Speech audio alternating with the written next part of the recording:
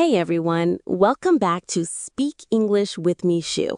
I'm Emily, and today we have something really special to share. And I'm Liam. How's your week been, Emily? Honestly, pretty interesting. I tried something new. I spent one whole day without using my phone. No calls, no social media, nothing. At first, it felt strange, but then it turned into one of the most peaceful days I've had in a long time. Wow, that sounds both scary and exciting. Imagine a whole day without checking messages or scrolling. I bet our listeners are already wondering what happens when you give up your phone for 24 hours. Exactly. And that's what today's episode is about. Together, we'll explore what it feels like to live a day without a phone, why it matters, and what lessons we can learn from it, not just for life, but also for learning English. So if you've ever felt glued to your screen or wondered how your life might change without constant notifications, stay with us. This conversation might just surprise you. So let's start by asking the big question. Why are we even talking about a day without a phone? I mean, phones are part of our daily life. They wake us up, they connect us with friends, they even help us learn English. True, Liam, but at the same time, phones can also steal our time, our focus, and even our peace. Think about it. How many times do we say, I'll just check for 1 minute, and then boom, 30 minutes are gone? Guilty. I've done that many times. And I'm sure our listeners have too. But here's the thing. Sometimes stepping away from our phone helps us see life in a new way. Yes. For me, that one day felt like a little reset. I noticed things I usually ignore, like the sound of birds in the morning or how my coffee actually tastes when I'm not rushing to check notifications. That's powerful. And for our listeners, this isn't just about living without a phone, it's about balance. Learning English or any skill needs focus. And sometimes our phones are the biggest distraction, stopping us from reaching our goals. Exactly. Today, we're going to explore the challenges of living without a phone, the hidden reasons we feel so attached to it, and of course, practical ways to use our phones in smarter ways without letting them control us. And stick around because we'll also share new vocabulary and phrases related to this topic. You'll not only get inspired, but also improve your English at the same time. So, let's dive in. What really happens when life goes silent? No notifications, no calls, no buzzing. Let's be honest, Liam. Living without a phone sounds almost impossible these days. Most of us wake up and the first thing we touch is our phone. Exactly. And sometimes it's not even because we need it. It's just a habit. We check messages, scroll through social media, or watch videos without thinking. The problem is, this habit steals our attention. We say we don't have time to read, to study English, or to exercise, but if we look carefully, a lot of our time is eaten up by scrolling. Yes. And when we try to focus on something important, like reading in English, writing a note, or listening carefully, we get distracted by that little ding sound. Suddenly, our focus is broken. Not just focus, phones also affect emotions. Have you noticed how one negative comment online can ruin your whole mood for hours? Oh, yes. And that's dangerous because then, instead of learning or growing, we get stuck in overthinking. And for English learners, that's a big challenge. You might want to practice speaking, but instead you watch endless short videos. At the end of the day, you feel tired, but you haven't practiced a single sentence. Exactly. So the real problem is not just phones, it's how we use them. They can either be a tool for learning or a trap that keeps us from improving. And that's why I tried a day without a phone. I wanted to see what life feels like when I take control instead of letting my phone control me. That's the heart of today's episode. Phones aren't bad, but when they take away our focus, our time, and our peace, they become a problem. So, Emily, let's dig deeper. Why do we feel so attached to our phones? What are the emotional and logical reasons behind this? Good question. Emotionally, phones give us a sense of connection. We feel like we're not alone because we can message, call, or scroll to see what others are doing. It's comforting. Right, it feels like the phone is always keeping us company. But at the same time, it creates pressure. If we don't reply quickly, we feel guilty or worried. Exactly. That's the emotional side. On the logical side, phones are powerful tools. They make our lives easier. We use them for maps, banking, work, even learning English. So our brain starts thinking, I need my phone for everything. And when we believe we can't live without it, we get stuck. It's almost like an invisible chain. Yes. And there's another emotional reason. Dopamine. Every time we get a notification, our brain feels rewarded. That's why it's so hard to stop checking. So it's not just about willpower. It's biology. Our brain actually gets used to the small hits of happiness from likes, messages, and videos. That's true. And for English learners, this can be dangerous. Instead of focusing on one meaningful conversation or one practice session, we chase quick entertainment. Our brain says, this short, funny video feels better than reading an article. And slowly that becomes a habit. We don't even notice it. But inside, we start losing patience, focus, and even confidence. Exactly. So the causes are both emotional and logical. We crave connection, entertainment, and quick rewards. And logically, we depend on phones for almost everything. Which means if we want to change, we need more than just switch off your phone.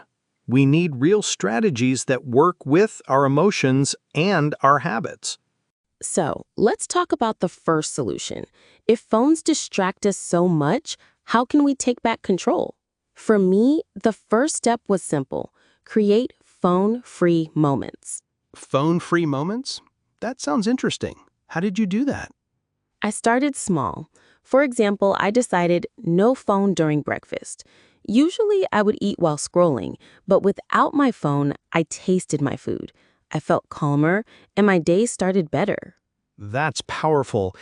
I guess it's not about throwing your phone away. It's about setting small rules. Exactly. You can pick 1 or 2 times in your day to go phone-free, maybe while studying English, or when you're with family, or even just 30 minutes before bed. I like that. And it works for English learners too. Imagine studying English for 20 minutes without touching your phone. No distractions, no buzzing, just you and the language. You'll learn twice as fast. Yes, and it doesn't feel impossible because it's just small changes. You don't need to live without a phone forever. Just practice being in control. And slowly, those small phone-free moments grow into a habit. You realize, hey, I don't need my phone all the time. That's the first solution. Give yourself little breaks from your phone so you can enjoy real life and focus better on your goals. All right, Emily, what's the next step? After creating phone-free moments, what else can people do? The second solution is turn your phone into a tool, not a toy. Many of us use phones mainly for entertainment, scrolling, gaming, endless videos. But if we change how we use it, the phone becomes a helper instead of a distraction. That makes sense. So instead of opening social media first, maybe open a learning app or a podcast. Exactly. For example, if you're learning English, fill your phone with apps and content that actually help you practice. Change your lock screen to an English phrase, listen to English music or podcasts when walking, or use reminders to study vocabulary. I like that. It's like reprogramming your phone. The apps are still there, but now they serve your goals. Yes. And another small trick, move distracting apps away from your home screen. If TikTok or Instagram is the first thing you see, you'll automatically click it. But if it's hidden in a folder, you'll think twice. That's smart. It's like making the good choice easy and the bad choice harder. Exactly. For me, I deleted some apps for that one day, and I noticed I didn't really miss them.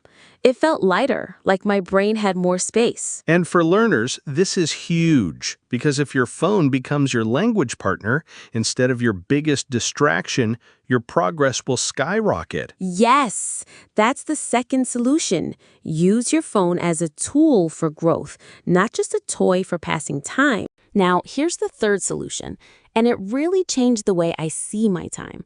Replace screen time with real activities. Ooh, I like that. So instead of just saying don't use your phone, you actually give yourself something better to do. Exactly. For example, during my phone-free day, I went for a short walk. Usually, I would be scrolling while sitting on the couch, but instead, I felt fresh air, noticed trees, and even smiled at a stranger. That's beautiful. And it probably gave you more energy than scrolling ever could. Yes, and here's the best part. You can also replace phone time with English practice. For example, instead of 30 minutes of social media, you could read an English story, write a short journal entry, or even talk to yourself in English. That's powerful. It's like trading one habit for another, because if you only remove the phone, you'll feel empty. But if you add something meaningful, you feel rewarded. Exactly. Another example, when I felt bored, instead of picking up my phone, I grabbed a notebook and started writing my thoughts. It turned into a mini journal session. I love that. And for learners, journaling in English is amazing. Even writing just a few sentences about your day helps build vocabulary and confidence. So the key idea is, don't just stop using your phone. Replace that time with something real, healthy, and maybe even fun. Yes, because real life has more colors than a screen if we give ourselves the chance to see it. So, Emily, we've talked about phone-free moments, turning the phone into a tool, and replacing screen time with real activities. What's the final big solution? The fourth solution is set clear boundaries with your phone. This means you decide when and how your phone is allowed in your life. Boundaries. I like that word. Can you give an example? Sure. For me, one rule is no phone in the bedroom. It sounds small, but it changed my mornings and nights completely. Instead of scrolling before bed, I read a few pages of a book. And in the morning, I wake up peacefully without checking messages first. That's brilliant, because if the phone is next to your pillow, you'll grab it automatically. Exactly. Another boundary could be setting screen time limits. Many phones now have settings that remind you when you've used an app too long. It's like a gentle nudge saying, hey, maybe it's time to stop. I've seen that. Sometimes I ignore it, though. Yes, it's tempting. But if you're serious about building a better routine, those reminders help a lot. And this applies directly to English learners, too. Imagine saying, I'll only spend 20 minutes on social media, but I'll spend 20 minutes practicing English first. That's a boundary with a reward. Perfect example. Boundaries aren't about punishment, they're about creating space for things that truly matter. So the fourth solution is clear. Set rules for your phone so it works around your life, not the other way around. So far, we've shared 4 ways to take control of your phone. But Liam, I know it's not always easy. What are some obstacles people face when they try these steps? Oh, plenty. The first one is fear of missing out, FOMO. People worry that if they don't check their phone, they'll miss something important. Yes, and that fear is real. But here's the truth. Most things can wait. News, messages, notifications, they're not urgent 90% of the time. Exactly. Another obstacle is habit and boredom. We're so used to picking up our phones automatically that even a minute without it feels strange. True. When I first tried my phone-free day, The first hour felt weird. I kept reaching for it out of habit. But I reminded myself, this is temporary. I'm practicing focus. And let's not forget social pressure. Friends or colleagues might expect instant replies. That can make people anxious about disconnecting. Yes, but setting boundaries helps with that too.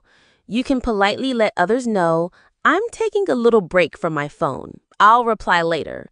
Most people understand. Another obstacle is self-doubt. People think, I can't do it, I need my phone.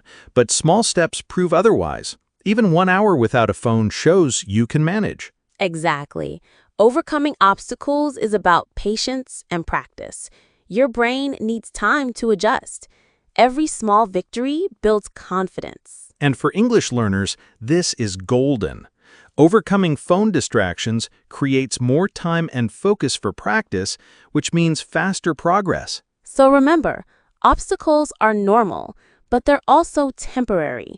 With small steps and persistence, anyone can succeed. Okay, Liam, let's do a quick role play. Imagine you're trying your first hour without a phone. I'll be you and you'll be me. Sounds fun. Go ahead, Emily. I don't know if I can do this. My phone is right there on the table, buzzing, and I feel like I'm missing out. Hey, it's okay. Start small. Just ignore it for 1 minute. Look around. Notice something real in the room. All right, okay. I see the sunlight through the window, and that plant looks actually nice. See? That's already 1 minute without your phone. Small victories count. Now, try 2 more minutes. Read a page of your book or write a quick note. Wow, I didn't realize. It feels kind of calm, not empty like I expected. Exactly. And as you get used to it, you can stretch it to 10 minutes, 30 minutes, or even an hour. Little by little, you'll feel less dependent. I get it now. Phone-free time isn't punishment. It's actually refreshing. I feel more present and focused already. Perfect! And English learners can do the same. Replace just 5 minutes of scrolling with English practice. Speak out loud, read a story, or write a sentence. That's progress. See, role-playing like this helps you imagine real-life situations and practice your new habits. All right, Liam, time to boost our English. Today we have some useful words and phrases related to using or not using our phones. Great! What's the first word? First is disconnect. It means to take a break from technology or the internet. Example, I decided to disconnect from my phone for 1 day. Nice! Second word, habit. Something you do regularly, often automatically. Example, checking my phone first thing in the morning is my habit. Third, boundaries. Rules you set to protect your time or energy. Example, I set boundaries by not using my phone in the bedroom. Fourth, focus. The ability to concentrate on one task. Example, without my phone, I could focus better on studying English. Fifth, mindful. Being aware of the present moment. Example, going for a walk without my phone helped me feel mindful. Sixth, refreshing. Something that makes you feel fresh and relaxed. Example, spending a day without my phone felt refreshing. And finally, overcome. To successfully deal with a problem or challenge. Example, I had to overcome my fear of missing out to stay off my phone. Awesome! These words are simple but powerful. Using them while practicing English will help you talk about real-life habits and challenges. Exactly. Try making your own sentences with these words today. It's a small step that makes a big difference in your vocabulary. So, Liam, what's the big takeaway from spending a day without a phone? I'd say it's this. You don't need to give up your phone completely to gain freedom. Small steps, clear boundaries, and mindful use can change your life. Exactly. We learned that phones can either be tools or traps. By creating phone-free moments, turning your phone into a tool, replacing screen time with real activities, and setting boundaries, you take back control. And don't forget, obstacles like FOMO, habits, and doubts are normal. Overcoming them builds focus, calmness, and even better English practice. Yes, a simple day without your phone teaches you patience, awareness, and self-control. And for English learners, it's an opportunity to focus, practice, and grow faster. So, to our listeners, try a small phone-free challenge today. Even 30 minutes can make a difference. Notice how it feels and slowly increase it. And remember, every small step counts. You're not just learning English, you're learning to manage your time, your focus, and your life. Thank you for spending this time with us. If you enjoyed this episode, don't forget to subscribe, share, and comment. We love hearing your stories. And keep practicing English every day. Little changes lead to big growth. We'll see you in the next episode, ready for more fun, learning, and inspiration. Bye for now. Bye.